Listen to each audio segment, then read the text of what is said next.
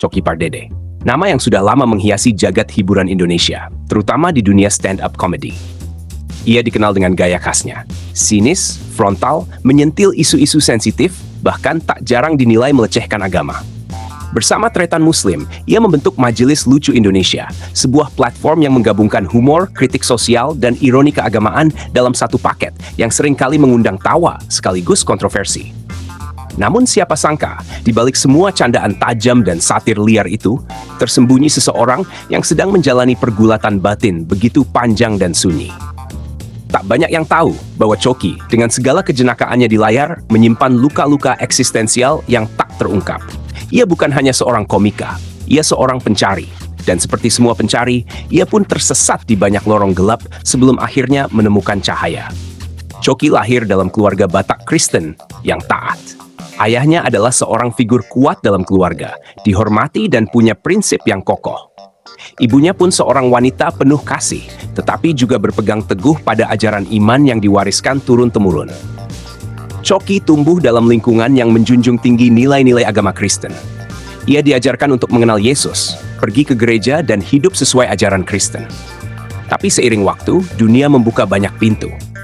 Pikiran Coki yang kritis mulai mempertanyakan banyak hal. Tentang Tuhan, tentang doktrin, tentang makna kehidupan itu sendiri.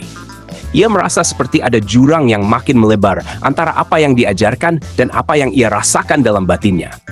Dan dalam jurang itu, ia menemukan humor sebagai pelarian. Tapi humor, sekuat-kuatnya, tidak mampu menambal kehampaan spiritual. Di balik panggung, di luar podcast dan ketenaran, Coki berhadapan dengan dirinya sendiri, dengan kekosongan yang tak bisa diisi dengan tawa. Dan titik balik itu datang dalam bentuk yang pahit, penangkapan atas kasus narkoba pada tahun 2021. Beritanya viral, bukan hanya karena ia ditangkap, tapi karena metode penyalahgunaan narkoba yang sangat ekstrem dan mengagetkan. Publik menghujat, sebagian tertawa sinis, sebagian prihatin. Tapi di balik headline itu, seorang manusia sedang jatuh. Dan dalam jatuhnya, ia dipaksa untuk berhenti, untuk merenung, untuk melihat hidupnya dari luar. Dan disitulah proses perubahan dimulai. Dalam masa rehabilitasi, Coki mengalami momen-momen reflektif yang jarang ia alami sebelumnya. Tak ada kamera, tak ada penonton, hanya dirinya sendiri, sepi dan Tuhan. Ia mulai membaca, bukan untuk bahan lucu-lucuan, tapi untuk mencari. Al-Quran yang dulu mungkin jadi objek komedi, kini dibaca dengan penuh kehati-hatian. Tafsir demi tafsir ia telusuri. Ia bukan hanya ingin tahu apa isi Islam, tapi mengapa Islam punya kekuatan untuk mengubah hidup banyak orang. Ia berdialog dengan teman-temannya yang Muslim, dengan para ustadz, bahkan dengan tokoh-tokoh Islam yang dulu mungkin hanya ia lihat sekilas di TV atau YouTube. Salah satu tokoh yang sangat berperan adalah Habib Hussein Jafar. Dari sosok ini, Coki melihat bahwa Islam bisa disampaikan dengan cinta, dengan kedalaman, tanpa menghakimi. Dan pada akhirnya, setelah perjalanan panjang dan penuh pertanyaan, Coki mengucapkan 2 kalimat syahadat. Ia resmi menjadi seorang Muslim. Namun langkah ini tidak mudah. Reaksi keluarga, terutama orang tuanya, menjadi ujian yang sangat berat. Sebagai keluarga Batak Kristen yang taat, keislaman Coki bukan hanya dianggap keputusan pribadi, tapi juga sebagai luka kolektif. Ayahnya terpukul, ibunya menangis. Mereka merasa kehilangan, seperti anak mereka telah berpaling dari jalan yang selama ini dijaga. Coki tak bisa menyalahkan mereka. Ia tahu luka itu berasal dari cinta. Tapi ia juga tahu bahwa dirinya harus jujur pada apa yang ia yakini. Ia berbicara pada mereka dengan hati-hati, dengan air mata, dengan kasih. Ia tak mencoba mengubah mereka, ia hanya ingin dimengerti. Dan perlahan, meski belum sepenuhnya menerima, keluarganya mulai membuka ruang, setidaknya untuk tidak membenci. Di tengah semua itu, publik terus memperhatikan langkah-langkah Coki. Salah satu sikapnya yang kontroversial adalah ketika ia menyatakan tidak ikut dalam gerakan boikot terhadap produk-produk yang berafiliasi dengan Israel. Ia merasa bahwa boikot adalah hak individu, bukan kewajiban kolektif. Dan meskipun hatinya terpaut pada nilai-nilai kemanusiaan, ia tak ingin ikut arus hanya demi terlihat peduli. Ia ingin peduli dengan cara yang ia yakini paling tepat, meskipun itu membuatnya dianggap tidak peka. Sikap ini membuat sebagian kalangan kecewa.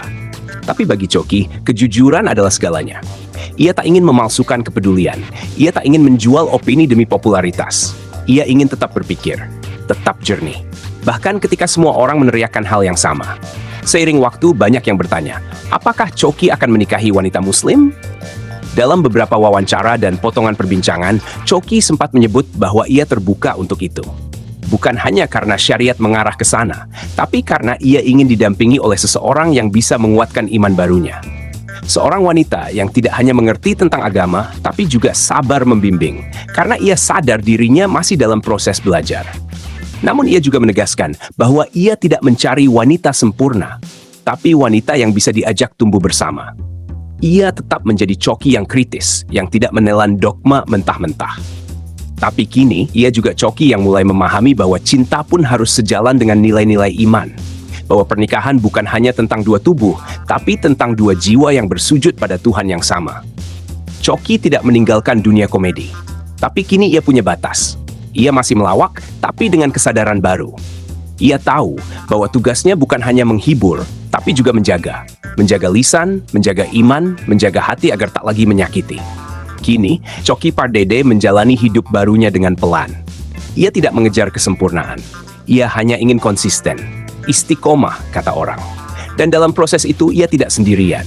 Ia ditemani sahabat-sahabat yang mencintainya bukan karena dia lucu, tapi karena ia mau berubah. Karena pada akhirnya kisah Choki bukan hanya tentang pindah agama, tapi tentang perjalanan seorang manusia mencari arti hidup. Tentang bagaimana kegagalan bisa menjadi pintu menuju kebenaran. Dan tentang bagaimana Tuhan bisa menyapa, bahkan lewat cara-cara yang paling tak terduga. Dalam salah satu podcastnya, ia pernah berkata, "Gue masuk Islam bukan karena gue udah jadi orang baik. Justru karena gue sadar, gue ini rusak dan gue butuh diperbaiki." Kalimat itu mungkin sederhana. Tapi dari sana, kita bisa belajar bahwa kadang hidayah datang bukan saat kita merasa suci. Tapi justru ketika kita merasa tak berdaya. Choki masih terus berjalan. Masih belajar, masih salah, masih bertanya-tanya. Tapi kini ia tahu kemana ia melangkah. Ia tahu bahwa setiap sujudnya adalah percakapan. Bahwa setiap air matanya bukan kelemahan, tapi pembersih jiwa. Dan bahwa Tuhan yang dulu mungkin terasa jauh, kini begitu dekat. Ini bukan akhir cerita, tapi awal dari babak baru. Babak di mana tawa dan iman bisa hidup berdampingan. Di mana seorang Choki Pardede tak lagi hanya dikenal sebagai komika, tapi juga sebagai pencari Tuhan yang tulus. Dan kita semua, di luar sana, yang mungkin sedang lelah, sedang tersesat, sedang hancur, bisa belajar satu hal dari kisah ini, bahwa tidak ada kata terlambat untuk berubah, bahwa cahaya akan selalu menyapa, asal kita mau membuka jendela hati. Karena sejauh apapun kita dari Tuhan, Dia lebih dekat daripada urat leher kita.